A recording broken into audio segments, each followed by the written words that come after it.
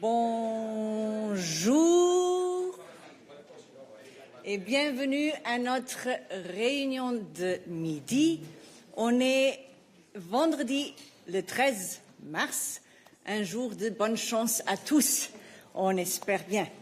Et donc nous avons deux annonces pour vous avant de passer à vos questions. Commençons par l'agenda de la présidente von der Leyen pour la semaine prochaine.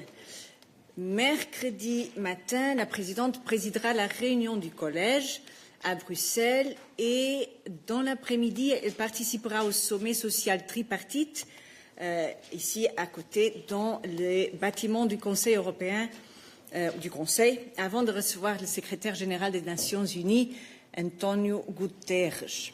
Jeudi et vendredi, la présidente participera à la réunion du Conseil européen, toujours à Bruxelles. Voilà pour l'agenda de la présidente von der Leyen. Et je voudrais maintenant inviter Maciej à me joindre pour une nouvelle concernant notre programme Next Generation EU et aujourd'hui l'Allemagne. Thank you, Paula. Good afternoon, everybody. Today we have some very good news for Germany. The Commission has approved its third payment request worth 4.6 billion euros under the Next Generation EU. Just a little refresher, this is the Commission's post-COVID programme to support Member States' recovery, economic growth and competitiveness. These funds deliver a real change in Germany. Just to give you a few examples. Over 155,000 homes and public buildings get energy-efficient upgrades, cutting costs and emissions. 40 key public services are moved online, reducing bureaucracy for citizens and businesses. And additional funding for hydrogen research will help Germany lead the way to a climate-neutral economy. With the programme coming to an end in 2026, we strongly encourage all Member States to finalise relevant reforms and investments and submit their last payment requests by the September deadline. You will find more information in our daily news. Thank you. Thank you, Maciej. And that's it for our announcements. We can take your questions. Let's start with Razia. Thank you. I have a question for Thomas. I see that the European Commission has said that X has submitted remedies in relation to its blue checkmark. What I wanted to know is what can the European Commission tell us about the changes that have been offered? Can you provide details as to whether the remedies are substantial or like a one-pager that means they avoid periodic penalties? And I just want to confirm that by giving these remedies, X now does avoid periodic penalties. Thank you. Thank you. Good afternoon. So I can indeed confirm that X has submitted remedies in relation to its blue checkmark. The Commission will now carefully assess the proposed remedies, and we will take it from there. Now, what can I tell you a little bit more than that? I will not start analysing something that we have just received.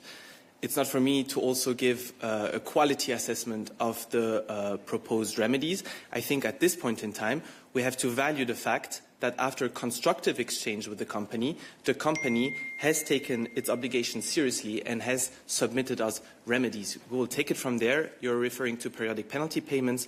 Nobody is winning with fines or periodic penalty payments. This has never been the objective of the Commission. The Commission is not winning from this. The platform is not winning from this. Our consumers are not winning from that. Thank you, Thomas. Razia, you have a follow-up? Thank you. And could you clarify what else the European Commission expects remedies for, and could you give us a timeline on that? Because I know it says 90 days, 120 days, but I'd like something a bit more specific.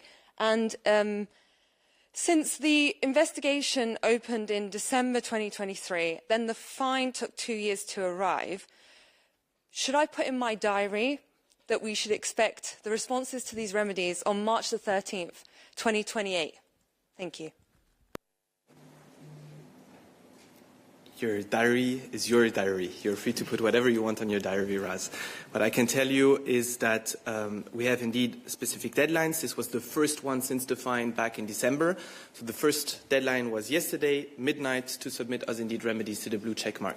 There were 3 breaches of the DSA. The 2 remaining ones are the ad repository and data access for researchers. For the 2 remaining ones, X has until the 28th of April. This you can for sure put in your diary to submit the remedies, and then other deadline, X has until the 16th of March, so Monday, to pay the fine. Thank you. Jan? John Pacelli, Bloomberg News. Just to get this right, we shouldn't expect any change to our experience as ex-users over the next few months until you have decided whether the remedies are apt to address the grievances, right? So there's going to be no change to how X operates in the EU until the Commission rubber stamps the remedies, just to get it right for me. Thanks, Jan. It's a good question that allows me to clarify that X, like any other business, is free to carry out its business like it wants. So X may decide to implement changes ahead of our assessment. The only thing that I can tell you on behalf of the Commission is that we will now carefully assess the substance of what we have just received, and based on that, we'll definitely get back to the company and check with them if this is sufficient or not. Jan, you have a follow-up? Follow-up. But if, so I apologize, I just need to get this absolutely right. If the remedies are not up to the Commission's liking, will there be, at that point, periodic penalties, or will it just be a request to tweak the commitments? So I think as a regulator, you also have to be smart. And you will not immediately hit on the company. Again, we have nothing to win from that. X has nothing to win from periodic penalty payments. The Commission has nothing to win from periodic penalty payments, and consumers even less. So we will assess. If it's not sufficient, you can expect from the Commission that the Commission will definitely engage constructively with X, like X has engaged constructively with us since December. The objective always being to address the root issues, right? Okay. Yes, a question there. Yeah. It's for Toma, but it's on a different subject. Yeah.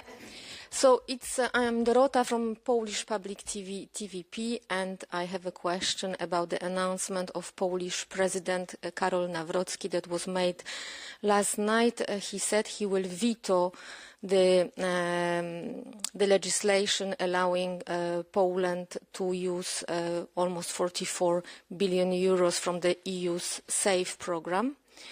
I would like to know what is your reaction to this announcement of the head of Polish state, and what can be the implications of it. I mean, will Poland still be able to use this money, or you plan to reimburse, to distribute them to other member states? What can be the follow-up to this situation? Thank you. Thank you, Dorota. So, first, reminder, Poland is the biggest beneficiary of SAFE, 43.7 billion. That's almost a third of the SAFE envelope. Poland has submitted, now relating to the plan, a very strong and well-prepared plan that both the Commission and the Council have approved in record time. Now, you're referring to potential next steps, payments or not. Our position is very clear. Time is of essence, and we are committed to implement the plan without delay. This is why the Commission is currently finalizing the loan agreement to be able to sign it with the Polish authorities in order to disburse the initial amounts already in April. Yes, Dorota, a follow-up. Do you agree with the Polish president who says that the SAFE is not well constructed, it will indebt Polish citizens for the generations, and it's a threat to the Polish sovereignty? Thank you. So, member states who receive an envelope from us is because they have requested the money. That's point number one. Point number two is These are loans, obviously, but these are very attractive loans. So it's up for member states, and we will not interfere in political national debates. It's up for member states to decide, and they had the possibility to decide if they wanted to go for it or not. Now, again, a reminder, Poland is the backbone of the Eastern Flank Watch. We are extremely happy, and we need Poland on board for Europe's security, for the security of our entire continent. So we will not enter again in political debates that are happening internally. Our position is very clear. We're fully committed to the Polish national plan. We look forward to implementing it without delays, and we're currently finalizing the loan agreement. Yeah, that's it. Other questions, David? Yes, thank you. David Carretta, Radio Radicale. It's a follow-up. In terms of rules, what happened when member states decide not to take the loan that was granted according to the plan? I mean, what happened when the member states say no at the end of the procedure? Thank you. Thank you. This is not the scenario we're looking for. Technically speaking, as of now, no loan agreement has been signed. So I cannot speculate further than that. Our objective is to sign the loan agreement, and based on that, then when our counterpart, when the Polish authorities also sign the loan agreement, then of course the loan agreement becomes the basis of the collaboration. Yes, Mose. Thanks, Paula. Another follow-up question about Poland's national plan. I mean, before we asked sometimes about the content of these national plans. I mean, I heard very much about, but in this case, it could be interesting to learn to what extent, I mean, those loans intended for Poland could be used by the Polish industry to produce those weapons or defense equipment, or whether a big part of it was intended for joint procurement with other countries of defense equipment produced in other countries. Yes, so I mean, the objective of SAFE, generally speaking, is to have joint procurement. This is about collaborating between European defense industries, between European member states, to be ready to defend ourselves in case of need. So again, the objective of SAFE has never been to go to war, but to preserve peace in Europe. This is the sole objective we have with this. Now, you're rightly referring, so you have certain exceptions in the legislation that would allow certain member states to go for a single procurement. I mean, part of that is already also included in the Polish plan. This is publicly available, by the way. This is public knowledge. This is the reason why I'm giving it here. But yes, I mean, there is a possibility for that, but the objective is, of course, joint procurement to protect our entire continent. Very good. Still on this topic, Andy?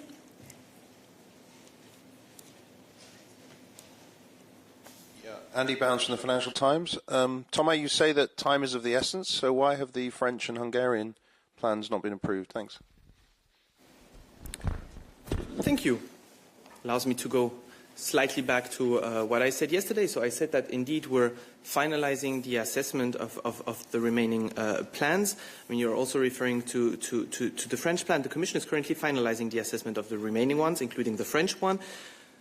For the French, we have received all the necessary information, and the Commission is currently finalizing the assessment of the information we have received from the French authorities. I said yesterday that we have very good collaboration with them, and the Commission's objective, of course, remains to approve the French SAFE plan soon. Thank you. Yes, Roland, we can imagine what will be the next question. Thank you very much, Roland Pap with Nipsva. So, Thomas, you just said that from the French you got some additional documents which you are assessing. Did you get any new information from Hungary since they submitted their original plan at the end of November? We are exchanging, or at least Commissioner Kubilius is also exchanging with the Hungarian authorities. I see a question online which is probably still on this subject, and then we try to move on. Laura Chazanov.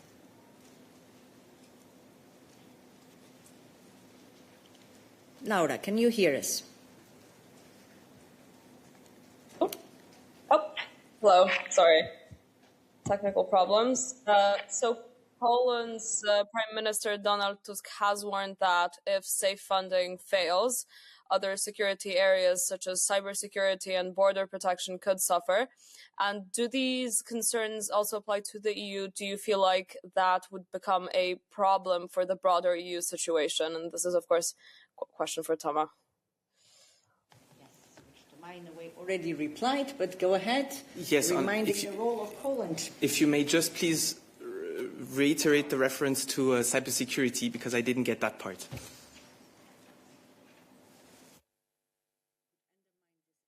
Security in general of the EU. Yes, it was just that Donald Tusk had warned that if safe funding fails, other security areas such as cybersecurity and broader border protection could suffer. Yes, so absolutely. I mean, we are fully aligned here. Nobody, I mean, Europe is definitely not winning from Poland not being on board. I said how important Poland is playing of a role here to protect our continent as a whole. I mean, I can echo the 4 flagships that we have. I mean, be it the Eastern Flank Watch, be it the Drone Defense Initiative, Air Shield, Space Shield. I mean, this is a collective approach here. It's not only about military services. It's an inclusive approach. It also includes, of course, cybersecurity dimensions. So, yes, definitely, we need Poland on board. We are fully aligned here also with what Mr. Tusk has said, definitely. Thank you. Yes, Alexandra, still on this topic.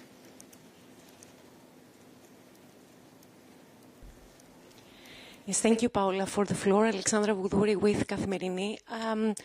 Could you please, Toma, clarify for us this delay for the conclusion of the assessment of the national plans of the 3 member states is also delaying the first disbursement for the already approved national plans, and when should we expect the first disbursement for the other member states? Thank you so much. Thanks, Alexandra. So we take this separately. We have already approved 16 plans. The Council has approved these 16 plans too. We're now finalizing the loan agreements not only for Poland but also for the others. And our objective for these 16 plans is to be able to advance, sign the loan agreements and to disperse the initial amounts in April. Good. Other topics for Thomas? I see 2 hands raised online. Are these 2 for Thomas? Mathieu.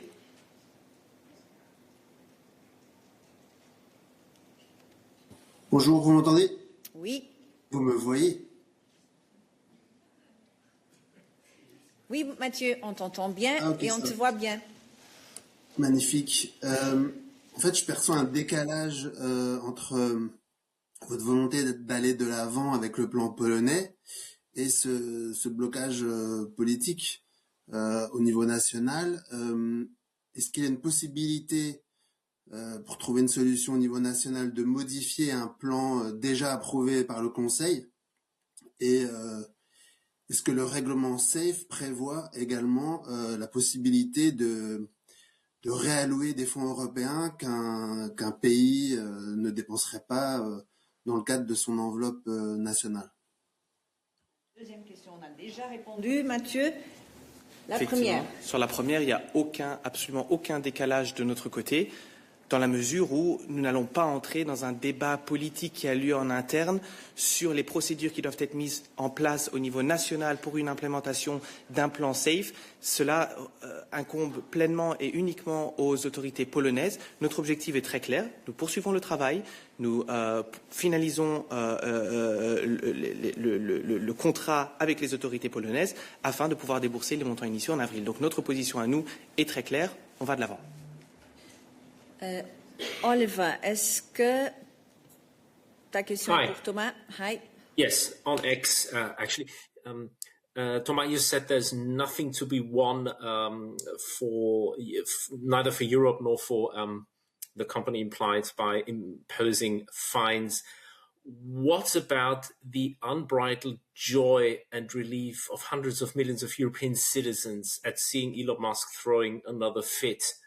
If he has to pay that fine, wouldn't that be a benefit worth risking? I will leave yourself and citizens have their own judgments.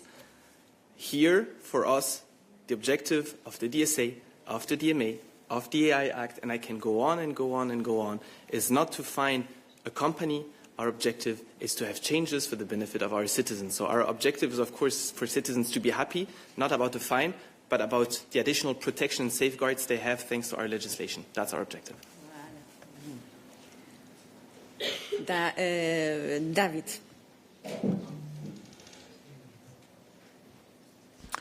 Hi, Thomas. It's just a really background question, but if you could tell us what the reach is of the European Commission's X account, and how important is that reach in terms of staying on X, and then also in terms of if you could break down that reach by region, is that reach global or is that in the EU, and how sure can you be that that reach is actually real persons for the Commission? Thanks. Be surprised if you have all the details on this question. No, not yet indeed, Paula. I don't have all this information to hand here. But what I can tell you, David, is definitely that if we're using X, it's because there's an assessment ongoing. We still have a certain reach definitely on X to relay our European policies and positions. So this is very clear. Now, the assessment is being carried out on a regular basis, and I cannot here preempt today what potential future decision may or not be taken by the institution. Philippe. Philippe Jacquet. Je reviens sur SAFE et les 3 pays, juste pour comprendre où on en est pour chaque pays. Donc la France, techniquement, le dossier est plein, est prêt, et maintenant on a juste la dernière évaluation, c'est ça? Et donc pour la Hongrie et pour la Tchéquie, où on en est? Est-ce qu'on en est au même moment? Alors, on est à 25 minutes du Midday. Thomas a répondu à cette question de différentes façons déjà. La vérité, c'est qu'on n'a pas encore conclu l'évaluation des 3 plans qui restent. Alors, si on est dans les étapes finales, si on est encore en échange, bon, la vérité, c'est qu'on n'est pas encore en mesure de les adopter. Donc, une fois qu'on sera en mesure d'adopter un des 3 ou 2 sur 3 ou les 3, on le fera. Et avec ceci, je pense qu'on peut te permettre de donner la place à d'autres collègues et questions. Other topics. There we go. Irini.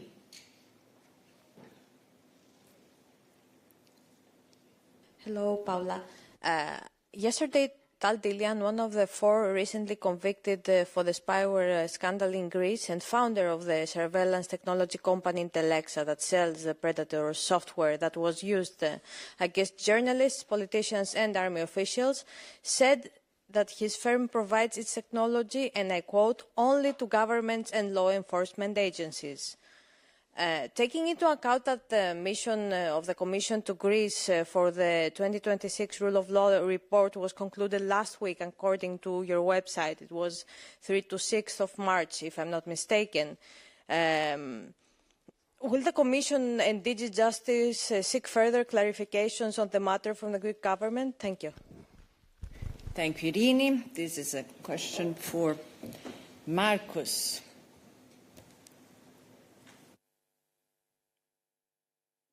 Thank you very much. So, we are aware of the National Court's ruling, which also comes following a thorough investigation by the Greece National Data Protection Authority. The Commission's position is very clear on this. Any attempts to illegally access data of citizens, including journalists and political opponents, is unacceptable. And I can also point you to the recently adopted legislation that we have at EU level, namely the European Media Freedom Act, which includes specific safeguards against the use of spyware for journalists and their families. Now, I can point you to the latest annual Rule of Law report, where those issues are addressed for a number of member states. I don't have any additional information or elements to add on what will be in the next Rule of Law report. See a hand raised. Maria Sara, still on this topic, or to Marcus? Yes, Yes, still on this topic, Maria Psara would have seen newspaper. Marcus, yes, the Commission has already condemned the use of illegal software, but has not expressed any specific view on the Greek case. So, will you include this case in the Rule of Law report? Because you didn't in the last report you didn't have it in not even in the recommendations for Greece. Thank you. Thank you, Maria. No, as you might understand, I will not be able to tell you what will be in the next rule of law report. You'll have to wait a little bit for this. You know, the report comes out normally around the middle of the year. So, still to Marcus. Any question? No. We can change topic. Yes, here in the front. Does it? Yeah. José Santalla for La Voz de Galicia. I would like to ask about the accusations that have been brought back recently against the Commissioner for Enlargement, Marta Kos, and her allegedly collaboration with the Yugoslav Secret Service. They were already brought during her nomination for commissary. And now they have been brought back in the middle of the Slovenian electoral campaign. Does the Commission take seriously these new allegations? Do they take them inside of a political game in the middle of a campaign? Is the case closed after the investigation during the nomination? Thank you. Guillaume will reply. Thank you for your question. So you remember that Commissioner Kos went through the extensive and thorough vetting process to join the college. So the European Parliament approved Commissioner Kos' appointment in the same process as for all the 27 commissioners. So the European Parliament's Committee on Legal Affairs scrutinized the Commissioner's declaration of interest and found no conflict of interest. So the Commission has no further comments to offer. Thank you. Blaž Mohorčič with the Slovenian Press Agency. Slovenian MEP Romana Thon sent a letter to the Commission. Could you please confirm if you received this letter and what will be your reaction or what will be your next steps, because she is asking for next steps. Thank you. What I can say is that so far we haven't received any formal notification or a letter as you refer. Other questions to Guillaume? Nope. We move to a different subject. Raymond. Thank you. In an interview with the Financial Times, Kaja Kallas said, I quote, the EU is actively trying to change the dynamic, unquote, in the war in Iran by exploring ways to restart shipping through the Strait of Hormuz.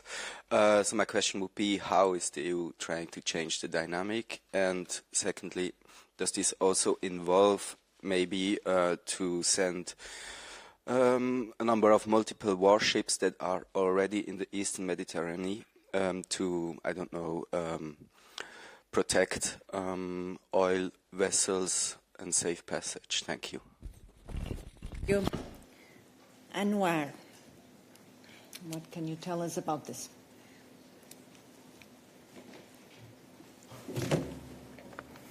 Yes, indeed. We are closely engaged with our partners in the Gulf and in the Middle East to limit the impact of the military escalation. Why? Because the security of the Strait of Hormuz and the Gulf region is a priority to us.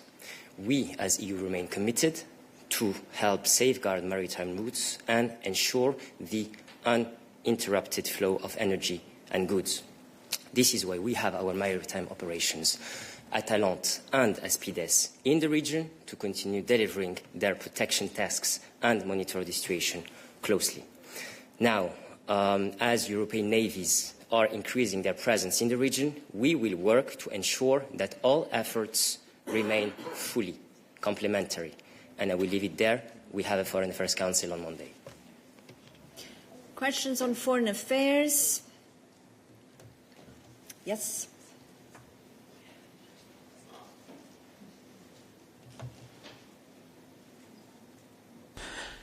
Hello, Manuel Gómez, El País. I'd like to ask about the decision of the United States to ease the oil sanctions for Russia and the words of the President of the European Council defining this decision as very concerning. Thanks. Not comment on the decisions of the President of the European Council, but we'll come back to that. It's not obvious, but it's not covered by Anwar. We'll come back to you, Manuel. Other questions to Anwar? Odile.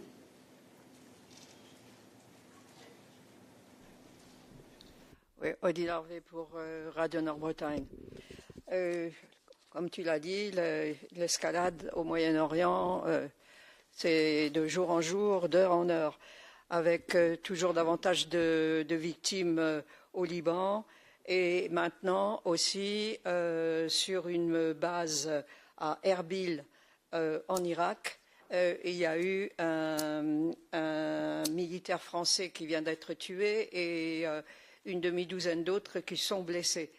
Et par ailleurs, on a pu assister hier à une grande célébration de la journée internationale, enfin de Al-Quds, comme il l'appelle, à Téhéran et dans d'autres pays également. Et par ailleurs, on constate que la mosquée de Al-Aqsa, qui est le troisième lieu saint de l'islam, après la Mecque et Médine, a été fermée. Et quelles sont vos réactions sur ces différents points? Merci. Merci Odile. Permets-moi en préambule d'avoir un message de condoléances aux autorités françaises, bien évidemment, et à la famille du soldat en question, ainsi qu'un message de solidarité à tous ceux qui ont été touchés et blessés lors de cette attaque, en leur souhaitant un prompt rétablissement. C'est d'ailleurs la raison pour laquelle, dans nos positions, et je rappellerai ici notre déclaration suite à la résolution 2817 qui a été adoptée au Conseil de sécurité des Nations Unies, que l'Union européenne demande une nouvelle fois et instamment à l'Iran de cesser immédiatement ces attaques. Quand il s'agit du point que tu as soulevé en termes des lieux saints et de la situation à Jérusalem. Alors, sur le respect des lieux saints, notre position a toujours été très claire et reste inchangée. L'Union européenne réitère son appel pressant en faveur du respect et de la préservation du statu quo dans les lieux saints à Jérusalem. Nous soulignons l'importance de préserver l'accès aux lieux saints en cette période de célébration religieuse, tout en respectant les restrictions sécuritaires. Anwar. D'autres questions pour Anwar? Moser. Again, Paula, I would like to come back to the question you got before, Anwar, about the freedom of navigation in the Strait of Hormuz, because yesterday you referred to also now to the Aspridis mission, also Atalanta. And yesterday mentioned the excellent record in protecting vessels, but I suppose that they're operating in the Red Sea and Bab el-Mandeb and not in, let's say, in the Persian Sea, I mean, in the Strait of Hormuz. So do you expect they will be relocated and send vessels there? Because I understand that Iran has mined, I mean, the straits. Another issue, perhaps also linked to Iran, and I suppose we can expect that President Trump might declare victory any day, but where does that leave us with the existing stockpile of highly enriched uranium, which is still left in Iran? I mean, how does EU expect that issue will be solved and that uranium will be shipped out from Iran? Thank you. On the second one, we'll not go into that. Now, on the first question of the mission. Yes, indeed, Paula. In terms of the map, because you're referring to the Strait of Hormuz and the wider picture, the need for ensuring safe passage and the protection of container ships and tankers will not end in the Strait of Hormuz. Now, in terms of European navies, because I think that in filigrane you also have in mind different announcements that have been made by member states, and this is why I've been stressing the complementarity that we will seek in that regard. Still welcoming announcements, and the latest being by President Macron about the reinforcement of Operation Aspides with 2 French frigates. Aspides continues to play a key role in safeguarding freedom of navigation and maritime security in the waters of the Arabian Peninsula. And again, we will work to ensure that all efforts remain fully complementary. Other questions to Anwar?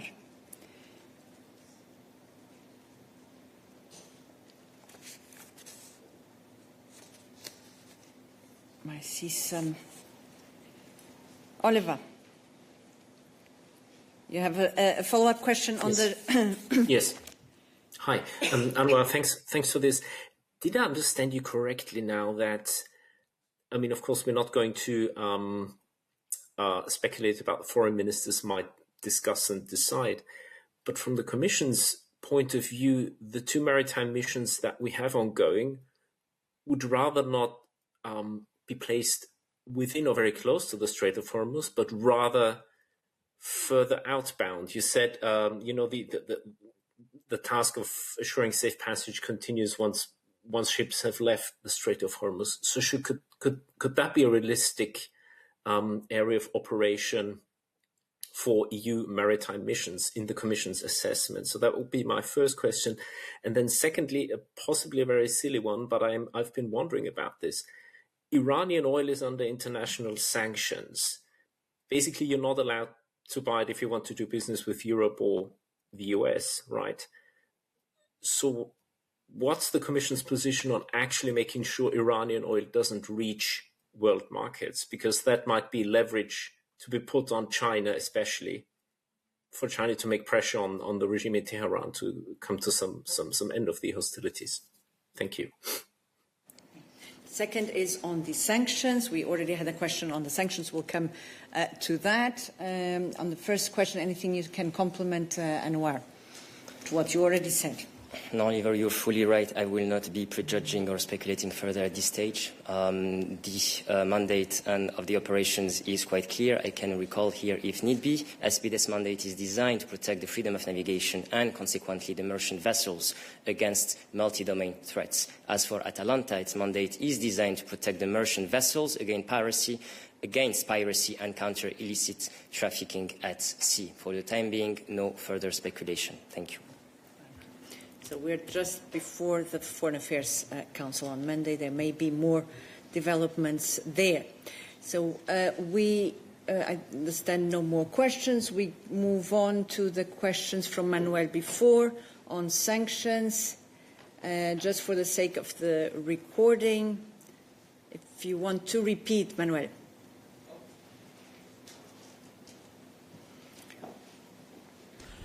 Good morning. I want to know the view, or any reaction about the decision of the United States to erase the sanctions on Russian oil on the sea. Thanks.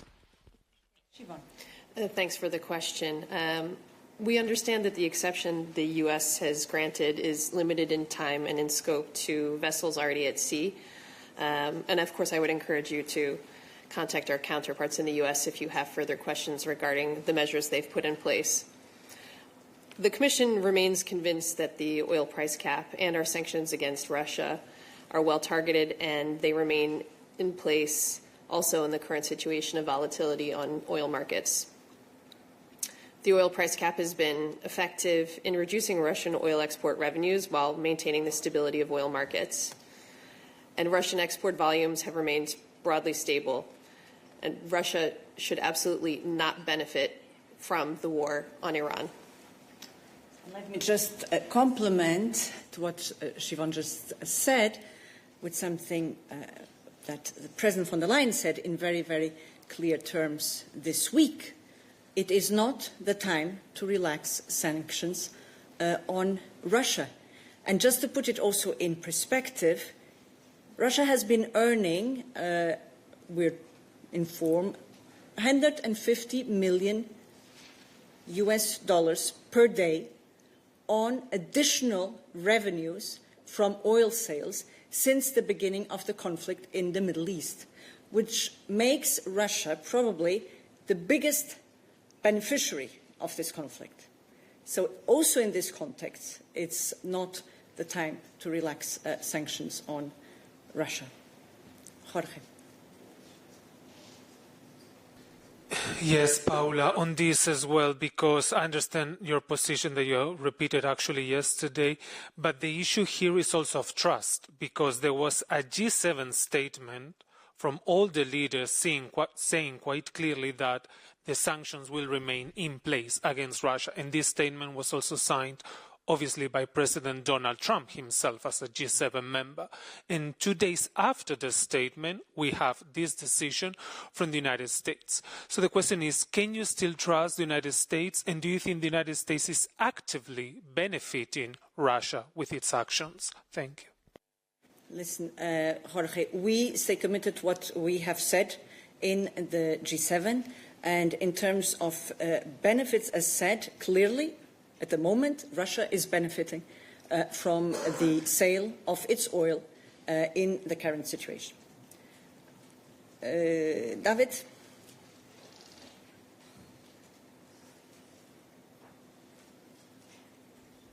Hi, David Abiyago from Argus Media. Can you just really clearly, simply spell out what that means in terms of supplying Russian oil under this waiver within EU jurisdiction? That is totally ruled out. How if an EU supplier uses a tanker that's supplying elsewhere globally under this waiver, what happens to that tanker? Thanks. Thanks, David. I think you're getting into a whole lot of hypotheticals at the moment. And then there's an aspect of your question which I think probably is more pertinent for our counterparts in the U.S. We always say, and we'll continue not to speculate on hypothetical scenarios. Andy. Yeah, it's a follow-up on the same theme. I don't think it's hypothetical. If I'm a European company or I'm a European country, I want to know what I should do. Do I follow US rules? Do I follow EU rules? If I follow one, I'll get punished, presumed by one. If I follow the other, I get punished by the other. So what's the answer? Thanks, Andy. I think, again, we're looking at a situation where the U.S. has said they have put something in place which is limited to vessels that are already at sea. So I would take the U.S. at their word. And then we remain, as always, our oil price cap and all of our sanctions remain in place. Our sanctions remain in place and the respective enforcement remains in place. David.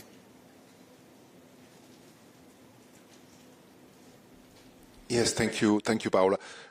It's more for you, I guess. Will President von der Leyen raise directly the issue with President Trump, or will other members of the Commission raise the issue with Scott Bessent or in other, let's say, low level of official contacts? I know that you are constantly in contact with the US, so are you going to raise this problem with them directly? Thank you. Thank you, David. Indeed, there are several fora in which this issue could be raised. One is the G7 in its various formations. One where very often the sanctions are discussed there's a dedicated formation on the sanctions and the financing ministers. So there are indeed various fora where the issue could be raised. I can't tell you now exactly when and where, but our position is also pretty well known and has been made very explicit as recently as this week at the video conference at leaders level of the G7. Which brings us to the question on the Iranian sanctions, where, I don't know, Siobhan, if you have anything else to say there, but in any case, I guess it's the same. We are enforcing our sanctions against Iran, and that remains in place. But anything else there? Absolutely nothing to add to that, Paula. Good. Other questions to Siobhan? Nope. Other questions to anyone? Nikolaus. Thank you so much, Nicholas Komaev, for your active. You can probably guess that this is for Anna Kaiser. And it's specifically about gas storage.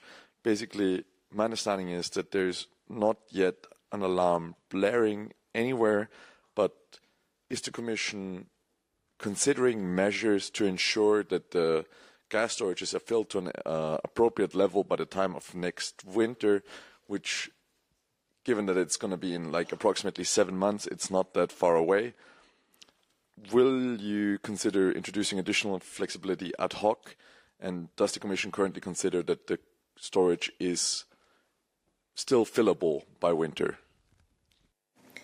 We do consider that the storage is still fillable for winter. We are at approximately just about 30% at the moment, which still completely fits into the historic average.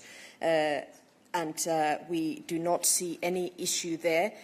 This was discussed also in the Gas Coordination Group that met yesterday. The next meeting of the Gas Coordination Group is on the 26th of March.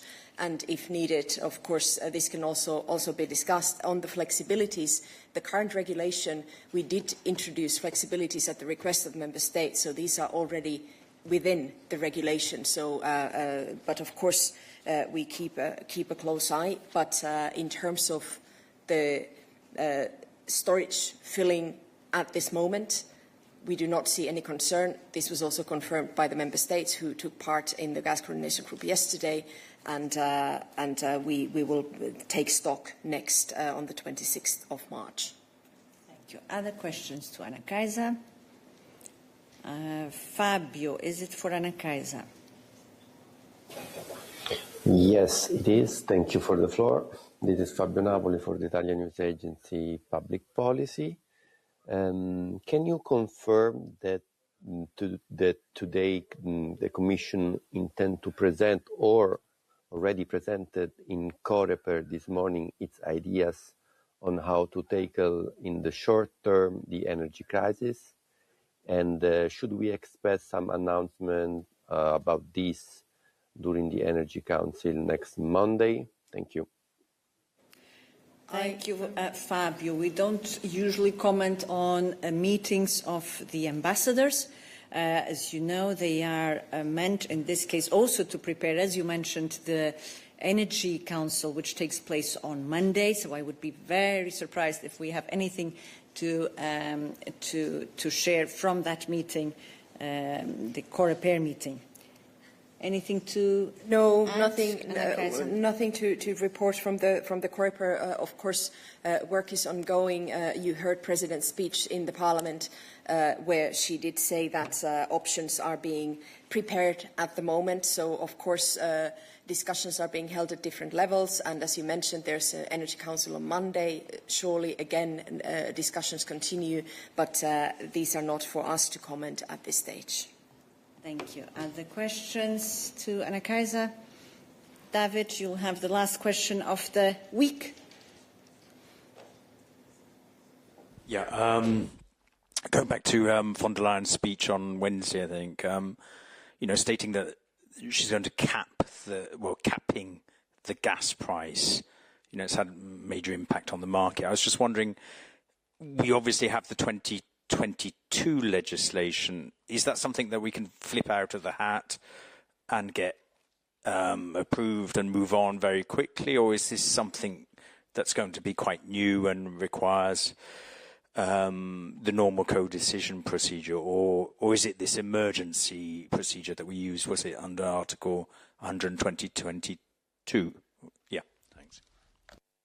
this belongs in the basket of things that are being prepared, and we will know more when the President will make the presentation in the Council. As you rightly pointed out, the previous regulation that we had on this was done on the emergency legal basis 122. It was for a fixed period of time. It was extended once, so it is not in force at the moment. So well, I mean, we will first have to see what the thinking is and what the options are on the table and how they will be presented to the Council, and we will then comment and take it forward from there. David, maybe just worth also clarifying, because this sometimes gets mixed up. So the President mentioned possible options on which that we are looking into for consideration. And she will be referring to such options next week at the European Council. Now, in this context, she also said that what we're looking is into how we could reduce the cost impact of gas when it sets the electricity price, which needs to be seen also in that context, is when gas sets the electricity price. But again, these are options that are being looked into, and we'll surely have more details next week at the European Council. And with this, we come to an end of our midday today and this week. Wish you a good afternoon and a good weekend when it arrives.